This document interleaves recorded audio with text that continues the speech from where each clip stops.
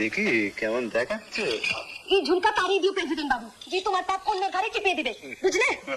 মুখে যেভাবে খই ফুটছে, 2 পয়সার মেয়ে মানুষ জ্যান্ত পুঁতে ফেলবো। আরে যাও যাও, নিজের ঘরকে যাও।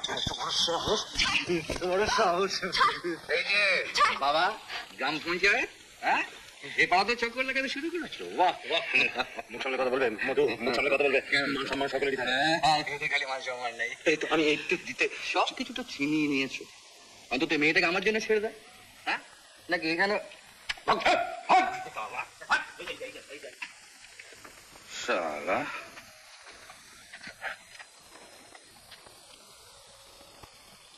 এই কি, এই থাকবাস কেন গেলিস বাবু? কি পাস তো এর থেকে? ঠাড়া মাতন আবার ধম্ম কথা শোনায়। এখানে আসি দুদণ্ডের শান্তির জন্য, আর উনি বাক বাক বাক বাক। চুপ! কেন কেন চুপ করবো?